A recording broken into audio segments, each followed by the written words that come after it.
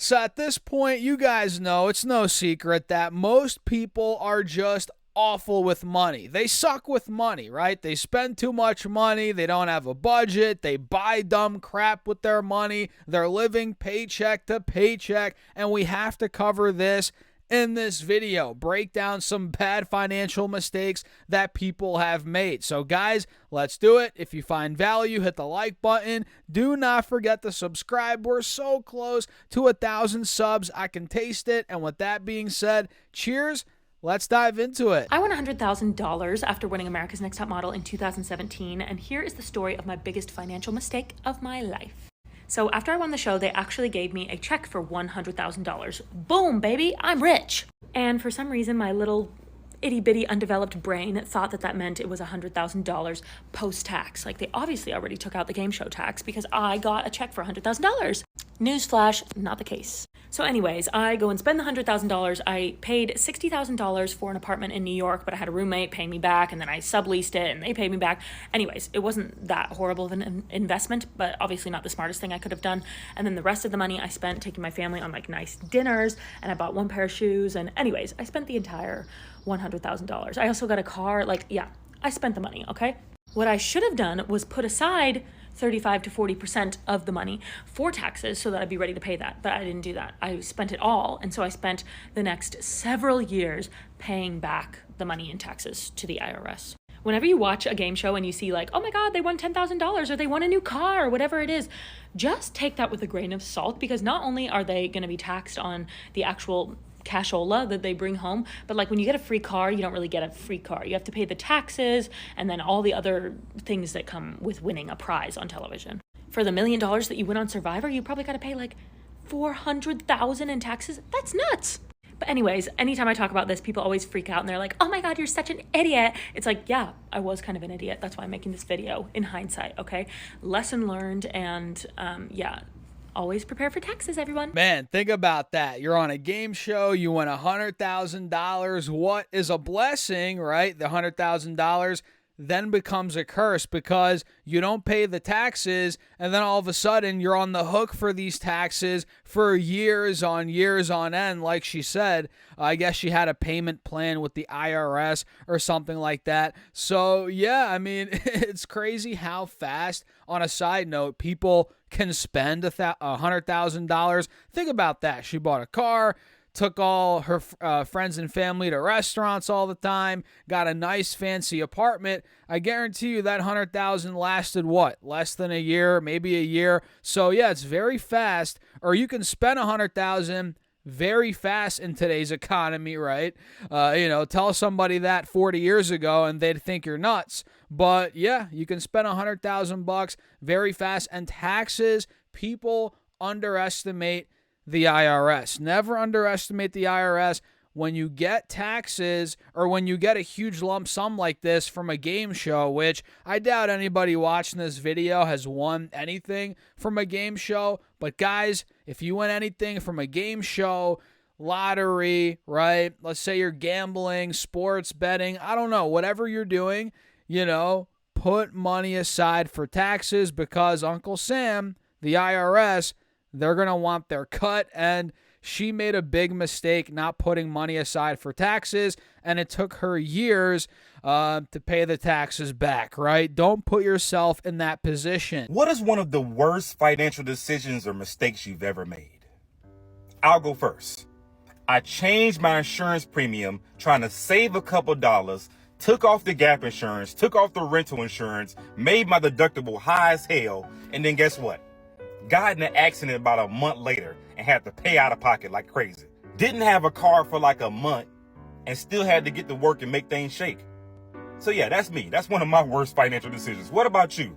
Tell me in the comments, what are some of your worst financial mistakes? Hey, this is a safe space. Because maybe somebody's scrolling through this video about to make a bad decision. They see the comments and they be like, you know what? I'm not doing that. Fuck that. And to be honest, I've made a lot of bad financial decisions. But I could have made a lot more. Sometimes you can see other people's situation and be like, you know what? Nah, not for me. So what are some of your worst financial decisions or mistakes? so me and everybody else can know we don't need to be doing that. So yeah, insurance. Insurance could be a tricky one, and he ended up getting, in trouble there with, the type of insurance he had, what he ended up doing there to save some money. And on a side note, this is why having some cash on the sidelines is so key, because let's say, for example, you get in a car accident, an emergency happens, blah, blah, blah, your insurance, you need to pay a huge payment, I don't know, right? This is where having money on the sidelines and an emergency fund makes sense. And you'll thank yourself later if you have money in an emergency fund, even if in the moment you're like, oh, why am I putting this money away? I can invest this. I can, do something else with this money. Trust me, put money away in an emergency fund. This way, if something happens, you're going to be all right. You're going to be good. Great news, Sport. I actually got you approved of that 2009 F-250 out there. Only $11.99 a month. What do you say, man? I don't know. I was kind of planning on moving out soon. What do you think I should do? I mean, move out, buy a truck. I mean, look, I'm a car salesman, man, but let me give you my honest opinion off the record. How you going to move your stuff if you don't have a truck, dude? You're so right. you gotta get the truck before you can move, Okay, right? okay, I gotcha. Exactly. You got any questions for me, though, before we wrap this up? The $11.99 a month, that's no problem. I make $3,000 a month, so like You make oh, dude, you're good. that's less than half. Like I'm Not fine. even half, dude. Yeah, and You're perfect. I don't have the full $5K to put down. You guys take credit card? Dude, we can put the whole thing on a credit card. $5K. Oh, let's go. I'm gonna be perfect then. Oh, Now, man. We're gonna take care of you. last question: does this include a warranty? So I know we went over that, but the bank's not going to finance the warranty. But honestly, with only a little over 200,000 miles and you're only financing for 84 months, you don't even need a warranty because this thing's not going to give you any trouble. And then it'll be paid off and you'll be coming back to me for another one, So I won't even worry about that, dude. You'll be golden, trust me. I mean, it does only have 200,000 miles. I should be fine. That's nothing right? for an F-250, bro. Cool. All right, so if you don't have any more questions for me, just sign there. We'll get it wrapped up today. Let's do this. Suck it. Congratulations. So that's a funny skit, right? Showing how a lot of 18-year-olds, 19, 20-year-olds, young people in general get themselves in a tough financial situation right off the bat with car debt, right? One of the worst financial mistakes you can make is buying a car when you're super young like that, especially on debt that you can't afford, right? So in this case, it's funny, the car cost $200,000 or something crazy, or maybe it wasn't that much, but there's 200,000 miles, $1,100 a month. The kid said his income is $3,000. So obviously this is a skit to show us how a lot of 18-year-olds, young kids, just get completely screwed. And it comes down to the lack of financial literacy, right? Don't buy a car with debt, you know what I mean? The ideal way to buy a car is in cash, or if you want to get a loan, make sure you have phenomenal credit and the interest rate makes sense. If you can get a 4% car loan, all right, that might make sense. But in this case, his is 28% interest, 84 months, right? 28% interest is insane. 84 months is wild. $5K down on a credit card. I mean, guys, come on. So it's insane. Do not do this to yourself. Don't do this to yourself. Please avoid car debt, especially if it's 28% interest, especially if it's over or anywhere close to half of your income. Don't put half of your income to a car. My rule is 10%. If 10% or less of your monthly income is to a car or your transportation, that's good. Anything more than that, you're paying too much, man. You're paying too much. Excuse me, sir. Question for you. Have you ever been broke before? Multiple times. Yeah? Quick question for you. Yeah. What do you do for a living out here in New York City? I work on Wall Street. And how long have you been in finance for? 15, 16 years. Yeah? I go all over the country just asking successful people how they made it for the younger generation. Can I get just 1 minute of your time real quick? Yeah. What was the worst financial decision that you made throughout your career? Oh, man, getting married, man. Getting married, man. My divorce wiped me out. Marriage is a business. I didn't look at it like that. I'm being honest. Wiped me out. Had to start over from scratch. But the beauty of it is once you have it in you internally to build, you have the dog in you, the fight in you, doesn't matter. You'll always rebuild. It's not about losing it. Anybody listening, it's not about losing it. What it's really about is this. It's about recovery time. See, if you lose it at 20, you're probably probably in your early 20s, mid-20s. It's okay, you have recovery time. You're young. I'm 45, I'll be 46 in 2 months. If you lose it in your 40s, your mid-30s, terrible. Also, they say you are the sum total of the 5 people you hang around with. A lot of times people try to use socializing for networking. You're really not networking, you just want to be social. Anytime you interact with someone, you must always ask yourself, what are we exchanging? Now, real quick before we go, last thing, the universe teaches us this. What do you do every day? We breathe, we inhale, and we exhale. You take in the oxygen, and you give out the carbon dioxide, right? And the trees, your environment, takes in the dioxide and gives you back oxygen. So there's a bartering between you and the universe, the ecosystem. Inhale, exhale. With everything in life, you got to apply that science to your life. Like, what is the exchange here? The people you interact with, what are they? What's the bartering? What are they? Are they an asset? Is it a liability? What are we exchanging here? Smart guy for sure. You know, he gave a lot of gems throughout this video. You know, you're the sum of the 5 people you hang around with. You know, I guess the divorce part makes sense for some people. You know, I'm married, happily married, right, to my wife, and I agree with what he said. Part of it, right? You know, marriage might not work for a lot of people, especially if you're marrying the wrong person. And obviously, you don't know, you know, all the time when you're marrying somebody if they're the wrong person, right? You find that out later down the road sometimes. But if you're not super confident, you know, with your partner, if you haven't been through a bunch together, if you haven't, my philosophy is, man, if you have, in this case, from my perspective, a great woman, somebody that's been there with you from the beginning, you know, from when you were poor, when you had nothing going on for you, right? And she's stuck by your side. She's built with you.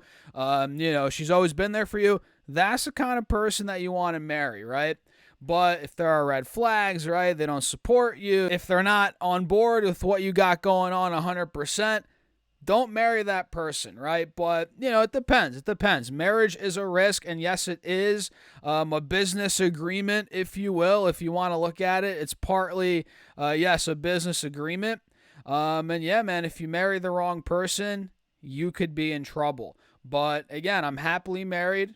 I think marriage is great, but with the right person. You know what I mean? My wife and I, we've been together now since we were 17. And let me tell you, man, she's been by my side through thick and thin. You know, she was with me when I had $0, when I was broke. And now, well, we're doing well. And she gets to, you know, we get to live a great life together. And I couldn't be happier. I wouldn't want to live my life any other way. Let's carry on. One of the biggest financial mistakes I made in my 20s that you should definitely avoid is thinking you have a forever job. Because people who job hop see a salary increase nearly twice the size of those who decide to stay in the same job. And that is a huge difference over time. Let's say 2 people start with a $75K a year salary. After 10 years, John, who stays at his old job and luckily sees a 5% raise every year, is going to earn around $162K a year. But David, who changes jobs every 2 years and gets a 10% raise each time he changes, would now earn around $205K a year, which is more than $40K extra every single year. But it's not just about money. 64% of job hoppers say switching jobs actually leveled up their career faster because they were forced to learn new skills at the new job, which creates a flywheel effect. More skills, more companies want to hire you, more money. What do you think? There you go. You know, jumping jobs, learning more skills, having more experiences with different companies leads to more income. Not always, obviously, right? Sometimes sticking with one company, really working in that company, working up the ladder, you can make a lot of money doing that. But in other cases, moving jobs every so often, job hopping, learning different skills, working in different departments, right? This helps you make more money. And I like how he said one of the biggest myths is that you'll have a forever job, right? That kind of goes hand in hand with what I was saying in a recent video, that there's no such thing as job security. You know, a lot of people get pitched this myth that, oh, you're going to go to college, you're going to get out, you're going to have a secure job forever, and you're going to be a millionaire in 10 years, right? A lot of people get pitched this dream, but it's not the reality. You know, a job, you can be there for 5-10 years, and then poof, you wake up tomorrow, HR emails you, you're gone. You know, it's that easy. So having different experiences, a bunch of different skills, being able to work in different environments, right? This is good. In today's job environment, in today's economy, being malleable is ideal. What's a bad financial decision you regret making in your life? Dogecoin. Why Dogecoin? Why Dogecoin? Because Elon Musk did not send it to the moon. Why, did you have a lot of money invested in there or something? A little bit, not too much, luckily. Oh, okay. And then if I were to give you $100,000, what would you do with it?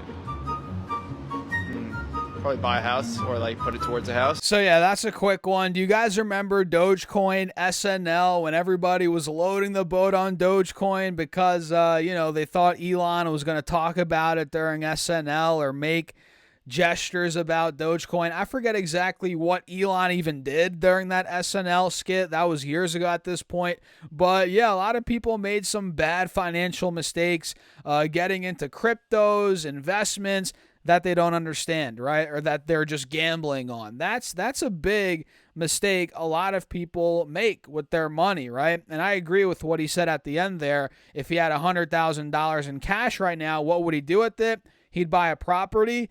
I agree. That's what a lot of people should do. If they had $100,000 cash, put a nice down payment on a property, because real estate, well, not in every market, but over time, if you're near a major city, in a nice town, right, in the suburbs, whatever it may be, a lot of the time these properties go up. And the average person, their biggest wealth building tool is their home. Even though it's not necessarily an investment, it's like a forced savings account per se, but that's where a lot of, average people, quote unquote, put their money, and that's the main driver. That and their 401ks and their retirement accounts, that's their main drivers to becoming millionaires over time. So yeah, Dogecoin, not the biggest fan, but I am a fan of investing, putting money in houses, real estate.